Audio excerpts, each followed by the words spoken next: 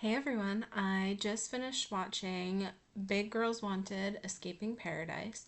I found out about it when the trailer came out through Zachary Michael because they made a video about it because Corky Loves Rosie was talking about it because she was in the trailer and also in the documentary. Um, I have so many thoughts, but first I want to preface that there will be spoilers. So if you haven't watched it yet and you don't want any spoilers, don't watch the video. I made notes as I was watching it. Um, I watched obviously the first episode first, then the second episode, and then the third episode. And it's really sad because Cass and Shay die. Um, Cass died a few years ago, and I think Shay died more recently. So definitely, like, I feel bad about that. Hearing them on video, seeing them interact, it was hard. Knowing that they had passed away, um, it's always sad when someone passes away, especially when it seems more preventable. Um, do I think Stefan was the reason they both passed away? No. Do I think he contributed? Yes. So during the first episode, it was a lot of like how it started. And I remember years ago seeing some of Stefan's videos on TikTok, and he just gave me a weird vibe. Um, I do think body positivity is important. I think everybody should feel comfortable in their bodies. I'm also a bigger person. And I think it is important that we can feel confident and comfortable in our bodies because we have the right to exist just like everyone else. But I think there's a difference between body positivity and whatever is happening at Stefan's house. Um, what else? Oh, they had talked about community a lot, and it is really important to have a community. Um, like, even with my mental health background experience, one of the first few questions we ask people is, what is your support system like? What is your community like? So it is important to have a community, but I feel like Stefan has created a toxic community in his house. And like, aside from the TikTok viewers and a lot of their TikToks get a lot of positive comments, but there are also lots of negative comments as well. But aside from that, because I feel like social media is different than in person, sometimes toxic people on social media are easier to ignore. Um, you can block them, you can mute their comments, things like that. Whereas in person, it's not that easy to just block someone and walk away from them. So I do feel like they definitely get hate, and I don't think hate on social media should even be a thing, but in the world we live in, it is. And it's not just hate towards bigger bodies. I mean, pretty much everyone on the internet gets hate for something. So it's unfortunate, but it does happen. And then a lot of what came up was self esteem. It felt like a lot of the women had lower self esteem, and going there, being with other plus size women, helped boost their self esteem and their confidence. I just wish that we could have that without the cult of it all. I very much feel like the Paradise House is a cult. Stefan has this weird power over the women, especially with the video cameras that record footage and audio. And it's just kind of like up to him, whatever he does with that footage. It's weird. Um, yeah, and they had talked about, looking for acceptance and love. And I feel like that is important, but we need that without sexual assault and cults. I wish there was a place where people could feel loved and accepted without feeling like they owe this man something.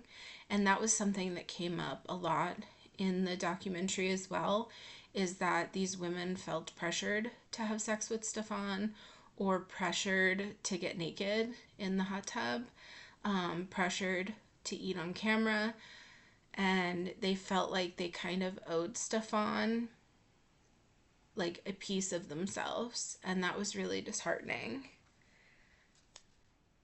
Also, Stefan talks about how he's not a feeder, um, which is weird because he definitely seems to get sexual gratification by watching people eat and gain weight. They talked about how they were weighed in the house and he would celebrate them gaining weight. He did talk about how, he doesn't cook the food. Okay. And he had talked about how he doesn't always pay for the food. So, okay. But those two things alone don't just make you a feeder. I think by definition, he is a feeder. He likes watching women eat, he likes watching them gain weight. He was celebrating them gaining weight. So I definitely think he is a feeder, even though he doesn't want to admit it. What else did I write down? It was also weird how he kind of recruits like younger women. Heather, one of the women in the documentary, had talked about how Stefan talks to minors and like befriends them so that he can invite them to the house once they turn 18. And then the mother of his children had noted that he seems to like 21, 22-year olds the best, which is weird because he's in his 40s, maybe 50s now. It's just gross. And then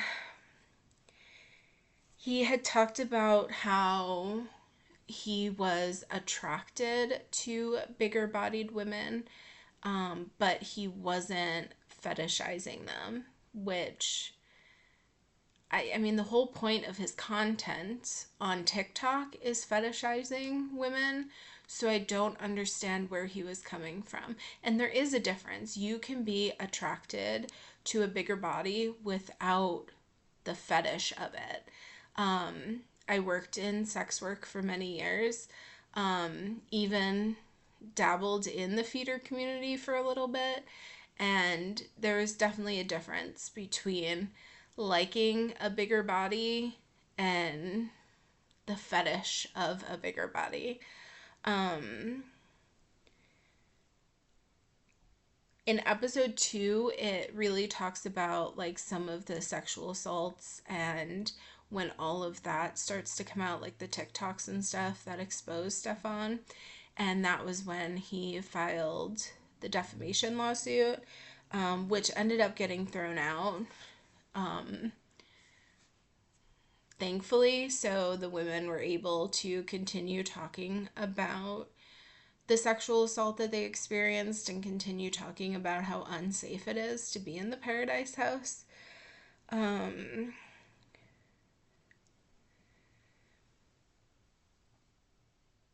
Yeah, there was also something that one of them called a kitty treat, which turns out is a tampon with spermicide on it, that Stefan would insert into women.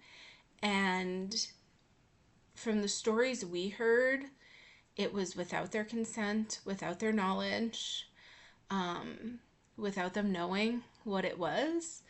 And that is assault. Like, I don't understand how he thinks he did not commit any assaults. There's lots of talk about consent, and Stefan,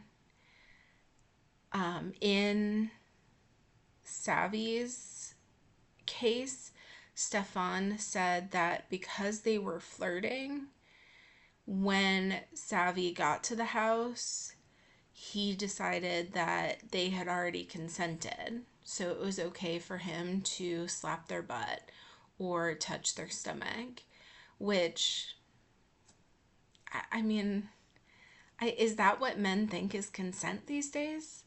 I mean, I don't understand why he doesn't see a problem with that. And it takes 3 seconds to ask someone if a touch is okay or if a butt slap is okay. I mean, it's not a hard thing to get consent. Another one of the cases, he had said that he had asked numerous times if she was drunk, and she said no, and she said she was sure that she wanted to have sex with him. But, I mean, you had been drinking with her all night. Clearly, she was drunk. And then the way she describes it is that conversation never happened. He started having sex with her. She froze, was not verbal in any way, couldn't say anything, couldn't move. And I mean, that's not consent. Someone not saying no is not them saying yes. There is no like inferred consent.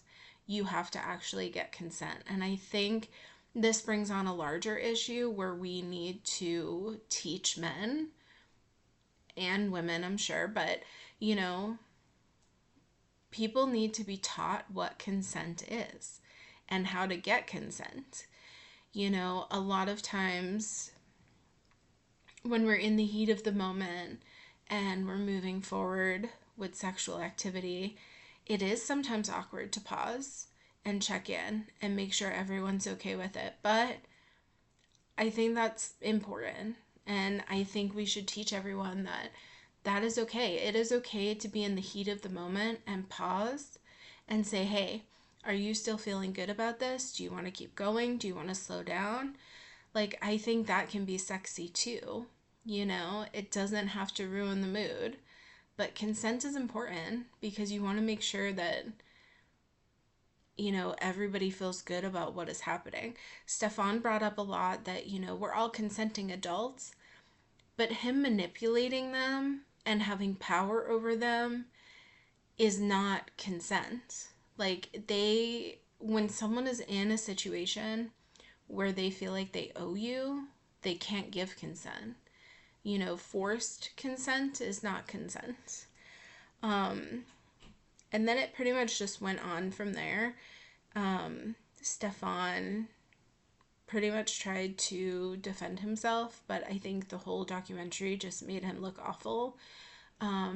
He definitely looks like a predator and an abuser. And then when filming stopped, they were like, okay, cut. And then he walked away and was clearly still mic'd and just kept spewing disgusting nonsense. And I think that just kind of, you know, proved that he is a piece of shit. You know, he doesn't seem like a good man. I feel bad for the victims that are there right now, that maybe don't even realize that they're victims yet. And I feel bad for all the victims that have survived him and have talked about it. I hope people believe them and continue to support them and their stories. I think the documentary as a whole did not put Stefan and the Paradise House in a good light. I think he just looks like trash, and I don't know. I wish he could be stopped. I wish TikTok was not platforming him. I wish he didn't have a platform to continue to try to defend himself. I feel like the more he talks about it, or at least in the documentary, the more he talked about defending himself, he kept apologizing. He was like, oh, I'm sorry if I ever made anyone feel uncomfortable. Well, clearly you're not sorry, and you did more than make them feel uncomfortable. You sexually assaulted numerous women, and he's disgusting.